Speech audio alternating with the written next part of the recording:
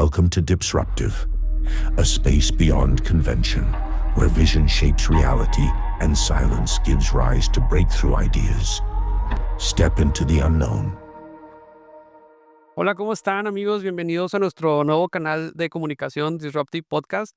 El día de hoy, para arrancar este nuevo capítulo dentro de la empresa, tenemos un invitado de honor, exalcalde de San Pedro, Miguel Treviño. Bienvenido. Gracias, Rogelio. Muy contento de estar aquí con ustedes. Para nosotros es un honor tenerte aquí y poder compartir ideas sobre el urbanismo, la arquitectura y cómo transformar ciudades. Para comenzar, quisiera tocar y abrir punta con la primera pregunta, que es: háblame del concepto de superciudades. ¿Qué significa para ti hacer y crear superciudades? Bueno, primero compartirles que este término que lo usamos en nuestra comunicación fue una propuesta que nos hicieron y me gustó mucho como la síntesis de lo que aspirábamos que fuera nuestro gobierno. Lo que nos propusieron fue superciudadano, superciudad. Y a mí me gusta mucho porque para mí es una fórmula que es infalible. Es algo que puede sonar un poquito arrogante, ¿vas? Que como que superciudadano, superciudad, si alguien nos ve desde fuera. Pero más que verlo yo como una afirmación de que eso somos en San Pedro, más bien lo veo como una aspiración y como una igualdad que no hay manera de que falle. O sea, el día que tengamos superciudadanos, seremos una superciudad. Si nosotros pensamos en una ciudad que admiremos en el mundo, te puedo asegurar que es una ciudad que se distingue por el civismo, el involucramiento, la educación de sus ciudadanos. Entonces, para mí, esa es la superciudad. Puede ser que estemos lejos en términos urbanísticos de sustentabilidad, de buenas soluciones de movilidad, pero vamos a llegar si tenemos superciudadanos. Entonces, para mí esa es la superciudad, la que tiene superciudadanos. Ok, muy bien. Y creo que va acompañado mucho de la cultura que se forma, ¿no? Como de cómo actuamos al día a día como ciudadanos hacia nuestra sociedad, hacia nuestra ciudad, desde colocar la basura en en su lugar y desde apostar por diferentes métodos de transportes a lo que estamos comúnmente acostumbrados. Creo que es algo que eventualmente nosotros, como despacho de creativos, siempre buscamos el, de cierta manera, innovar y traer estas nuevas ideas a los proyectos, de decir, ok, bueno, vamos a poner tal edificio en tal lugar de San Pedro. ¿Cómo va a llegar la gente a ese edificio? ¿Peatonal o va a llegar en auto? ¿O podemos tener espacios para las bicicletas? ¿Cuál va a ser el método de transporte ideal? ¿Van a separar la basura o no? Porque son cuestiones que a veces en el proceso de diseño no le das tanta importancia, pero creo que ahorita que mencionas el tema de los superciudadanos, nosotros como ciudadanos, siendo creativos arquitectos, también corremos con cierta responsabilidad al imponer esas estrategias que ayudan a crear de cierta manera la superciudad. Me parece fundamental lo que comentas. En la manera de diseñar edificios y casas, aunque sea propiedad privada, estamos diseñando la ciudad. Por ejemplo,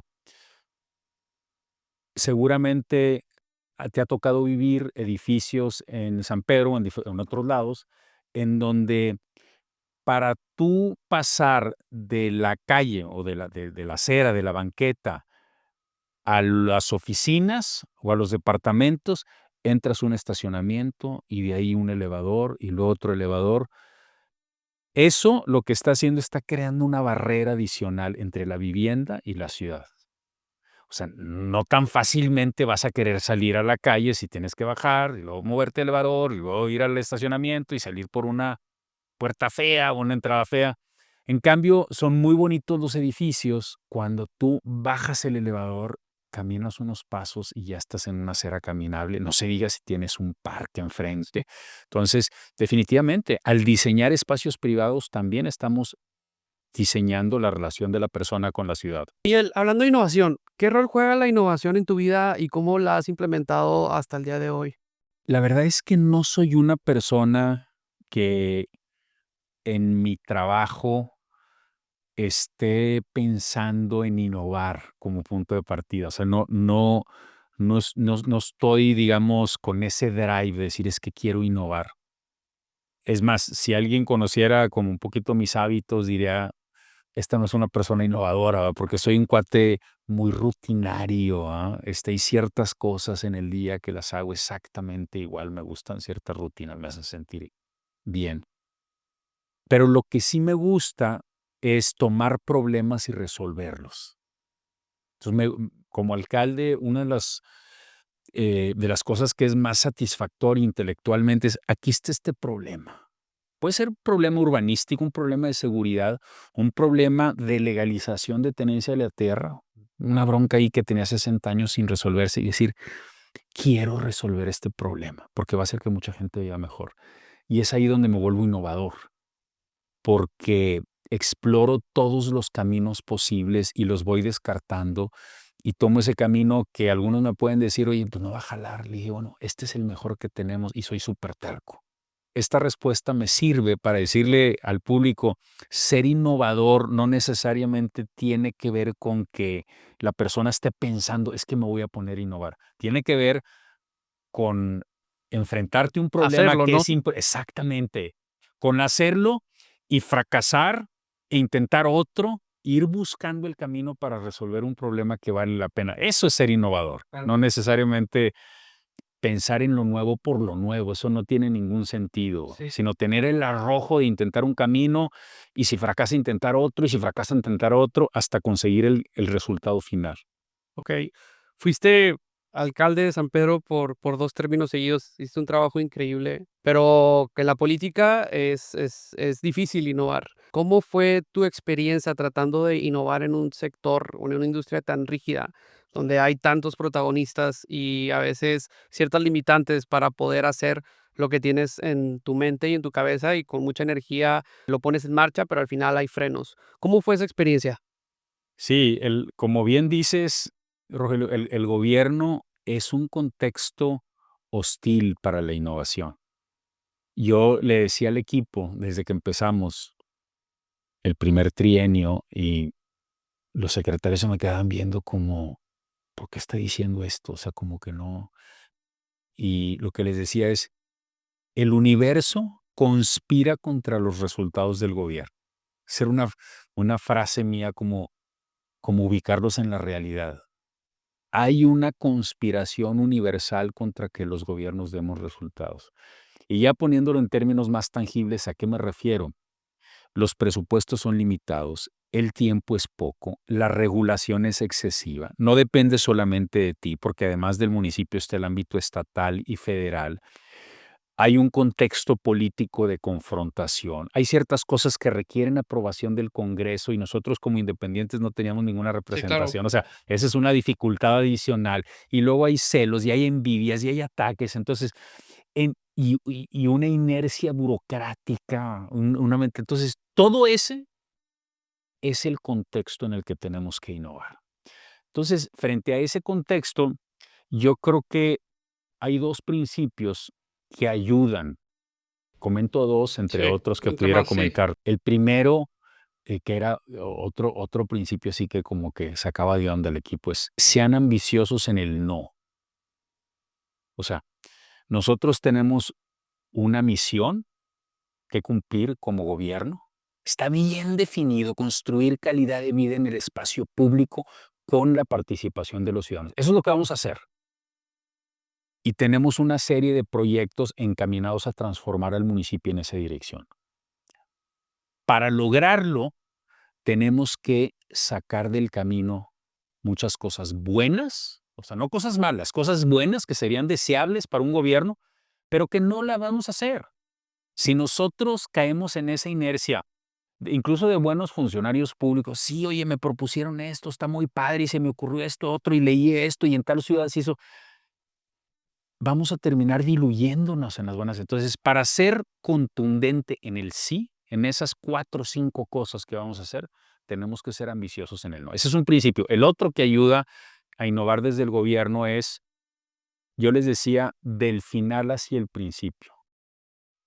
Lo que pasa en el gobierno, como en las organizaciones, es tú tienes un reto y empiezas a definir, bueno, el primer paso es asegurarme que tengo el dinero. Luego tengo que pedirle permiso al Estado. Luego tengo que construir tal. Luego tengo que hacer los planes. Luego ta, ta, ta, ta. y la lista se vuelve interminable. Si como privado tienes que cumplir 100 pasos para construir un centro de salud, y lo digo específicamente porque el centro fue uno de los casos donde apliqué esta lógica,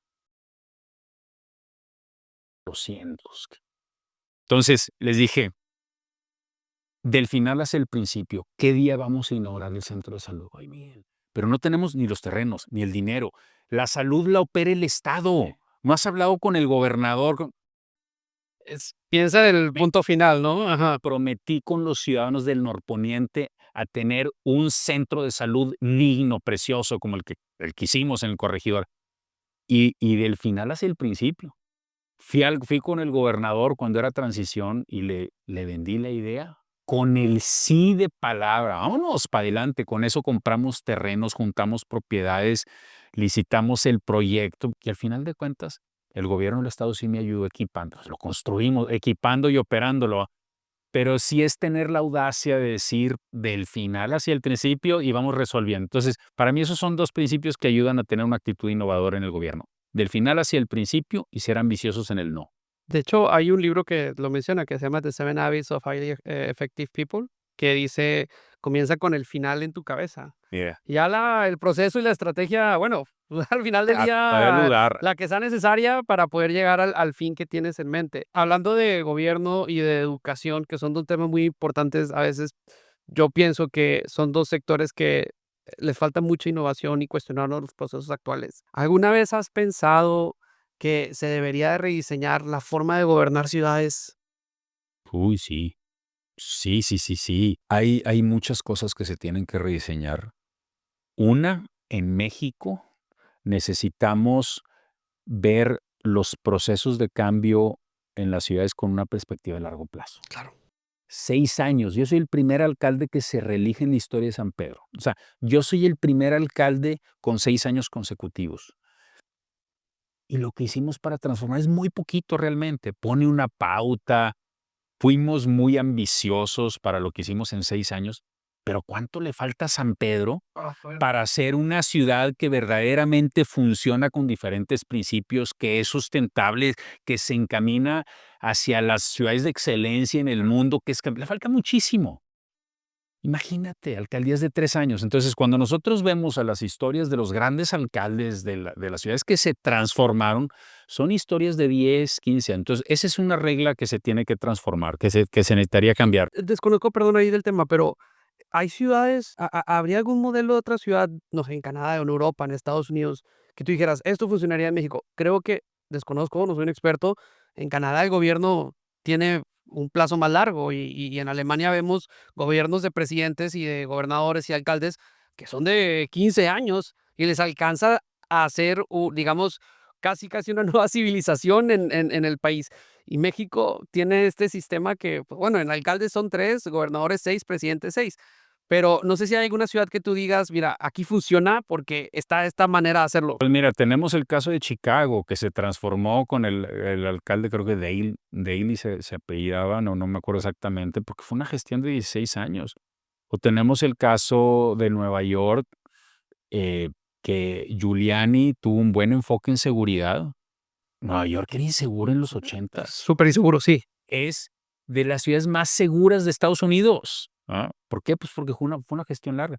Y luego tenemos la gestión de Bloomberg ya en los 2000 que le dio una transformación importante al espacio público. Entonces, eso es una cosa importante, el tema de los plazos.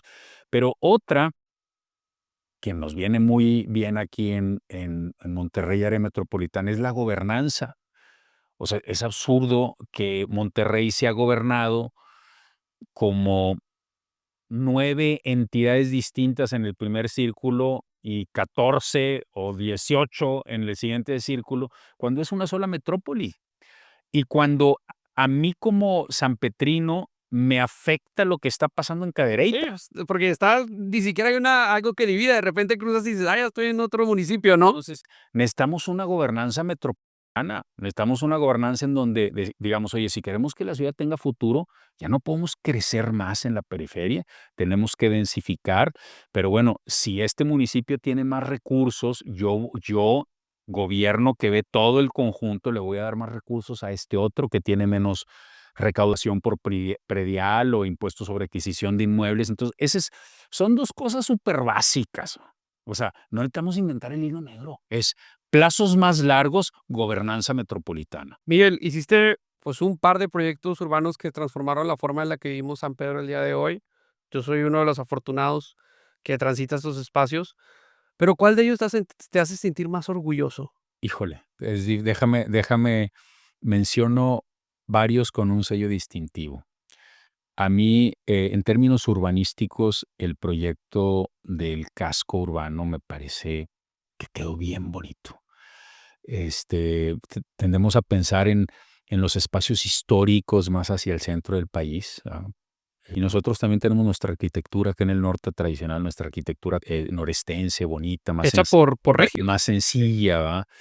Y a mí me gusta mucho ese proyecto porque rescata nuestra historia y es muy bonito, las aceras y parecía que no se podía. Entonces, ese me hace sentirme muy orgulloso. Y, y el distrito Centro Valle, que incluye el centrito, también me hace sentir muy orgulloso porque es algo con lo que crecimos en proceso de deterioro. Yo tengo 53 años y desde que soy niño veo que eso va para abajo y para abajo y para abajo y para abajo.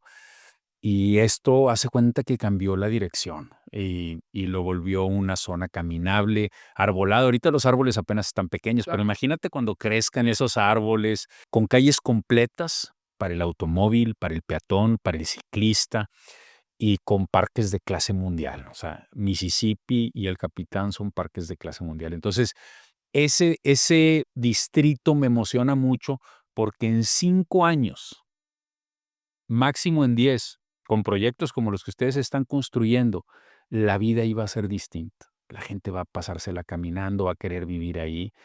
Los jóvenes, las familias nuevas van a decir, oye, ¿para qué quiero una casa con jardín? Si aquí está más padre, aquí tengo el parque mi hijo juega con otros niños y aquí voy al cafecito y a la clase de yoga y al restaurante y al barecito en la noche. Entonces, esa ciudad es mejor que la que nosotros vivimos, es más sustentable, está mejor integrada, crea más comunidad. Entonces, esos son 2 proyectos urbanos de los que me siento orgullosos. Okey, la verdad siento que son proyectos que sí transforman la rutina diaria. Yo, por ejemplo, como papá, me encanta ir a los parques, ¿no? Y creo que antes de que estos parques existieran, sí te cuestionabas: "Oye, ¿a dónde podemos ir a un espacio público que sea completamente abierto, que haya convivencia con otros niños?", en lugar de irte a encerrar a una institución privada infantil, para no decir el nombre de algún establecimiento de juegos, pues buscar algo que puedas ir a cualquier hora del día y estar ahí con tus hijos. Eso no existía antes, y si había, estaban cayéndose, Sí. estaban con un landscape muy deteriorado, y realmente ahorita, pues, ha vuelto parte de la rutina de fin de semana de las familias, no solo de San Pedro, ¿no? De la gente que, como tú dices, es parte de esta metrópoli, pues van a estos parques porque otros municipios no tienen los recursos, o a lo mejor el gobierno no ha destinado, los recursos suficientes para transformar los parques de la ciudad, ¿no? Entonces, creo que son proyectos que al final del día no solo transforman la fachada urbana, sino también nuestro día a día como humanos, como ciudadanos. Nos hace mejores personas. O sea, un niño que crece conociendo otros niños en el espacio público, que tiene esta experiencia positiva de los juegos que pueden usar todos, de la naturaleza en la ciudad, es un niño que crece con mejores herramientas que el niño que está encerrado, Claro. no sé, en una pantalla, ¿verdad? Entonces, pues diseñar la ciudad, diseñar los espacios públicos, tiene que ver también con educar mejor a nuestros niños y crear un ambiente más formativo. ¿Cuál fue la idea más disruptiva que propusiste siendo alcalde y por qué no se concretó? Bueno, hay varias ideas disruptivas que tienen que esperar para otra ocasión, en otro lado tal vez. Pero una que me gustaba mucho, hablando de temas urbanos, es una vía de conectividad de todo el municipio, del extremo norte al extremo sur. Es decir, del extremo norte, por el puente Miravalle hasta la montaña. Esa me entusiasmaba mucho porque conectaba a la ciudad de Monterrey además con una estación del metro que se supone que va a estar ahí por donde está Miravalle, y que en esa vía ciclista que yo me imaginaba, ciclista y peatonal, bueno, ya está la calzada San Pedro, tú podías moverte desde Monterrey, entrar a San Pedro. Oye, tienes actividad en el centrito, pues ahí está, a menos de 1 kilómetro, ahí dejas la bicicleta o te vas caminando, ¿verdad? Si hay una estación de metro y ya te metes a toda la zona económica y luego te vas hasta Vasconcelos.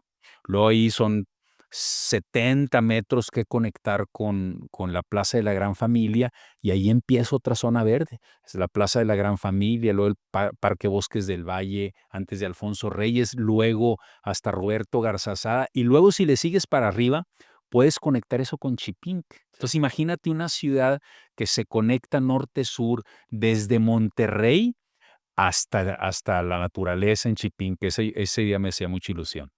¿Qué fue? No, pues los vecinos se pusieron muy enojados con la vía libre, que era un tramito de 4,5 kilómetros. Claro, en dos sentidos. Bueno, ya estábamos en el proyecto arquitectónico de este proyecto, que se llamaba Proyecto de Movilidad Norte-Sur. Era todo el municipio norte-sur y le iba a dar un carácter distinto. Se iba a usar. Y mi equipo me dijeron, no, Miguel, nos van a colgar si hacemos. No, Pero seguridad. tarde o temprano se va a hacer y va a ser algo muy bueno para la ciudad. Esperemos que sí. Y qué bueno que lo compartes porque a veces este tipo de canales los ven personas jóvenes que en un futuro van a ser alcaldes y estoy seguro que pueden tomar inspiración. Para ahí dejarles Es la semillita, ¿no? esa espinita, esa Ese espinita. puede ser. Ahorita que hablabas del tema de la comunidad, ¿no? Creo que en todas las sociedades existe el blanco y el negro, y a veces unos pensamos de una manera y otros piensan de otra manera diferente, y no significa que una de las maneras sea incorrecta. Creo que Monterrey es una ciudad que al final del día ha querido avanzar, pero de repente se regresa. Como que decimos, bueno, ahorita estamos viviendo un tema de contaminación espantoso, ¿no? Que no solamente San Pedro lo viven los municipios que están alrededor. Y al final del día sí se han, de cierta manera, propuesto prácticas diferentes que ayudan a tener un modelo de ciudad más sustentable. Pero, pues hay personas que opinan de una manera diferente a los que sí estamos un poco más informados en el urbanismo y lo que es bueno para las ciudades y lo que a largo plazo puede tener un beneficio para todos. ¿Cómo lidiar con las personas que se oponen a la innovación, a la disrupción? Híjole, es muy importante el tema porque yo creo que como tú lo preguntas, mucha gente lo piensa y dice, ¿por qué si tenemos un problema tan evidente y tan grave como la contaminación del aire, o sea, lo vemos y evidentemente nos está afectando y los doctores lo están diciendo, ¿cómo es que no lo solucionamos? ¿verdad? Entonces yo sí creo que hay que entrarle. Y yo de entrada te diría eh, dos cosas y una tercera como mirando hacia el futuro. Primero, eh, nos faltan mejores herramientas de organización como sociedad. O sea, esta es una comunidad muy proactiva en temas de emprendedurismo, en temas de cadenas productivas, o sea, somos una ciudad líder en la industria automotriz y las empresas se van conectando, la proveeduría y todo. Bueno, en términos sociales, lo mismo se necesita y no lo hemos hecho para poder enfrentar causas que son importantes con el peso de una sociedad que tiene un deseo claro de vivir mejor, tendríamos que conectarnos mejor y esa es una metodología que no hemos desarrollado. Necesitamos desarrollarle. A mí me interesa mucho ese tema. Un segundo problema es que en la política no está participando toda la gente que tendría que participar. O sea, yo veo gente muy talentosa en Monterrey Pero que le da la vuelta. que le da la vuelta. Talentosa, formada, que tiene una opinión sobre los temas públicos, una opinión educada, con sentido. ¿Y por qué no le entran? De verdad necesitamos entrarle.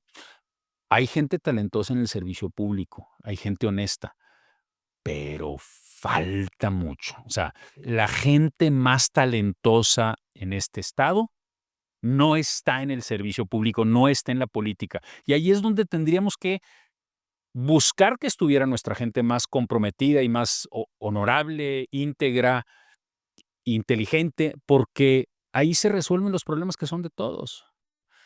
Y con respecto al punto que decías al final, decir, bueno, ¿y por qué hay gente que siendo tan evidente el problema como que no le interesa, no se involucra o incluso vería con reservas algunos de los elementos de la solución, porque la solución va a costar, ¿va? Y no solo dinero, también hábitos. Yo lo que, precisamente el tema de los hábitos, yo lo que te diría es, hay veintes que nos caen hasta que vivimos una realidad distinta. O sea, yo, por ejemplo, veía, la gente se oponía a los baños. No, no queremos baños, no. Ya, se construyen los parques, tienen baños, no propician inseguridad, los aprovecha la gente que viene de otros municipios porque son para todos y nadie se queja. Pero no es una cuestión de ponerte a argumentar. El argumento llega hasta vívelo. Y una vez que lo vives, si hace sentido, te vas a acostumbrar a ello porque es bueno. Igual en temas de calidad del aire. Porque tiene que ver no solamente con cerrar la refinería, tiene que ver con vivir de manera distinta, controlar la mancha urbana, permitir más densidad, vivir alrededor del... Cuando la gente vive esa realidad, además con aire limpio, decir, oye, pero si estaba No estaba mejor, tan mal. pues, por eso, pero no es de... Y ese es el papel del liderazgo. Claro. El líder verdadero no hace lo que todo el mundo le está pidiendo.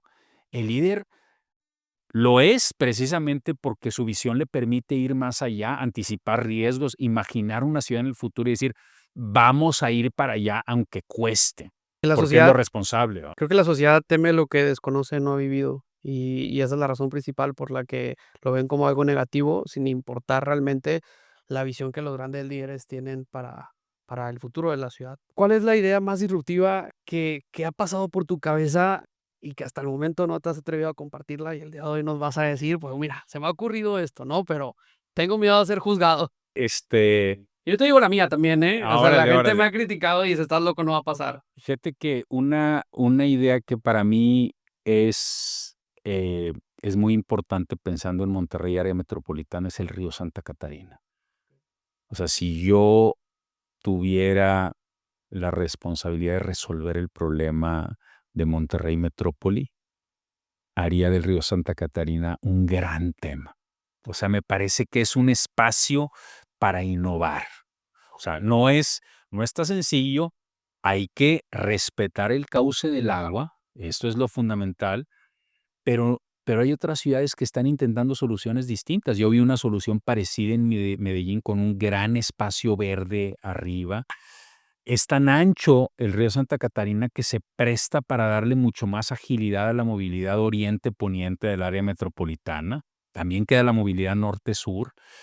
Y es un lugar que si lo convertimos en un gran espacio verde de movilidad, atractivo, de recreación, se va a facilitar generar densidad alrededor del centro de Monterrey. Ya empieza a ver, porque ahí hay varios distritos, o sea, tienes el Obispado, Mirador, luego acá la zona de la Purísima, luego el centro acá por Juárez, luego la Macroplaza. Entonces, lo que más sentido hace para esta ciudad es que en esa zona plana donde ya están los servicios, ya están las escuelas, ya está el metro, se genere densidad y sea ahí donde podamos vivir mejor. Y por el otro lado, controlar el crecimiento en los límites.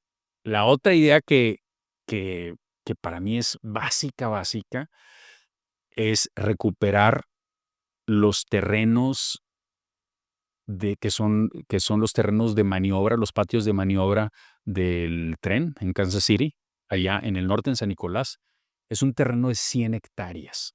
Hace cuenta, es un terreno Sí, que en Google Maps. es espejo de donde está el Estadio de Ciudad Tigres y Universitaria, Ciudad sí, sí, sí. Universitaria y el Parque Niños Héroes y todo eso. Son 100 hectáreas para tener ahí Estacionados. estacionados. Entonces, ese es un terreno que hay que recuperar, es del gobierno federal, o sea, está en posesión, hay que recuperarlo y hay que hacer una gran área verde ahí preciosa con vivienda vertical alrededor. Imagínate vivir ahí, ya estás en el centro de la Estás en el ciudad, centro de la ciudad. con áreas verdes, con la universidad ahí al lado, la Universidad del Estado. Entonces, esas son dos 2 ideas que digo, híjole, qué padre poder implementar y darle a esta ciudad un futuro diferente y calidad de vida y todo lo que vendría con ello.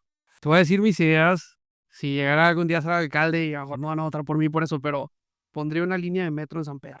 Mira, Esa para mí sería la ideal. Mucha gente que es parte de nuestro equipo busca esas soluciones y la única forma de llegar ahorita a nuestra oficina es mediante camión, pero faltan otros métodos de transporte que al final del día yo sé que es complicado por digamos, lo rígido que es la ciudad y la política aquí actual, pero para mí una línea de metro sería ideal. Y yo, de cierta manera, como en otras prácticas que he visto en otras ciudades, por ejemplo, en Chicago, que tuve la oportunidad de vivir y estar en proyectos inmobiliarios, cada vez que proponías un edificio, de gran escala, te obligaban a también construir vivienda de menor, precio para que personas pudieran, de cierta manera, densificar el espacio de una manera equitativa. Y creo que eso es responsabilidad de todos, ¿no? está muy buena esa. Pero sí, son ideas que siempre tengo en la cabeza y al final del día sé que están un poco fuera de lo común y difícil que se hagan a realidad, pero bueno, se vale soñar. Está bien, bueno, pues algún día necesitas competir por la alcaldía. Ojalá. Sobre las ciudades de México, en general, fuera de San Pedro, ¿qué crees que se puede mejorar y qué hemos hecho mal? Pues mira, yo creo que algo que es un rasgo negativo en la evolución de nuestras ciudades es que no se planearon. Entonces, ¿qué podemos mejorar?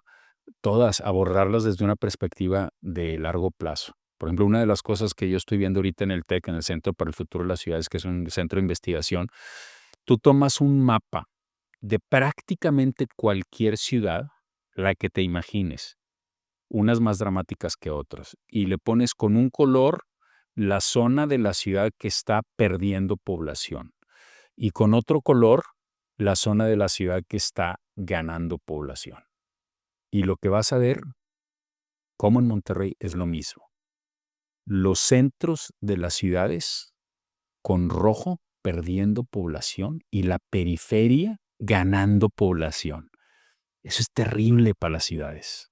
Les quita futuro, les quita sustentabilidad, se amplía, es lo que propicia que se expanda la mancha urbana. Entonces, más tráfico. Entonces, las ciudades necesitan planearse y, y necesita ser una política pública desde el gobierno federal. O sea, el gobierno federal no puede controlar lo que pasa en todas las ciudades, pero sí puedes dar ciertos lineamientos y sí puedes otorgar recursos con fondos federales, no a que se haga cualquier cosa como se reparten los recursos. Es decir, estos recursos van a las ciudades que estén generando densidad, que estén generando planes de largo plazo, que estén apostándole por la movilidad activa y por el transporte público y que no vayan como muchas que se fueron chuecas por el lado del automóvil nada más.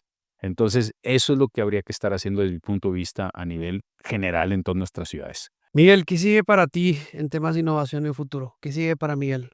Pues mira, yo me siento muy contento en esta nueva etapa que por diferentes proyectos estoy en contacto con alcaldes de toda la ciudad, de todo el país, de todo el país, desde Cancún, Mérida, Progreso, eh, Hermosillo, Tecate, Ensenada. Estoy en contacto con muchos alcaldes y el ser parte de esta comunidad en donde, pues la verdad que me reciben con mucho entusiasmo sobre la posibilidad de innovar y viendo a San Pedro como un referente.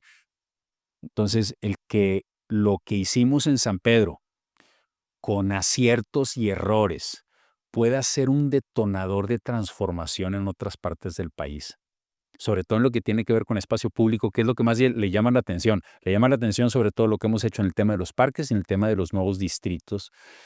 Es un área de innovación porque es meterme a ver junto con mis colegas alcaldes de otras partes de México lo que están viviendo y a partir de la experiencia y la metodología que desarrollamos, proponer maneras de solucionar estos problemas. Entonces, pues esta es una nueva etapa donde también hay mucho que innovar y sobre todo mucho que detonar de cambio positivo en otras ciudades de México. Excelente. Miguel, hay mucho trabajo por hacer, creo que de ambas partes. Te agradezco el día de hoy que te hayas tomado un par de minutos en compartir toda tu sabiduría y tus experiencias en un espacio como este, especialmente dirigido a los jóvenes. Y muchas gracias por ser el primer invitado de nuestro podcast. Al contrario, Rogelio, muchas gracias por la invitación. De verdad que para mí es un honor y también es una manera de, pues, de enfatizar que el futuro de nuestras ciudades está en buena medida en manos de ustedes, que son quienes construyen espacios públicos, construyen espacios privados, porque yo soy un convencido, claro que soy un aficionado al urbanismo, yo soy economista y politólogo, pero el urbanismo ha sido mi pasión los últimos años. Estoy convencido que el espacio determina la manera como nos comportamos los seres humanos. Entonces, lo que están haciendo ustedes acá como jóvenes arquitectos pues, con mucho liderazgo, estoy seguro que va a cambiar para bien nuestra ciudad y el país. Y coincido contigo. Muchas gracias. Gracias. You've just crossed the edge of the unknown. Until next time, stay curious, stay disruptive,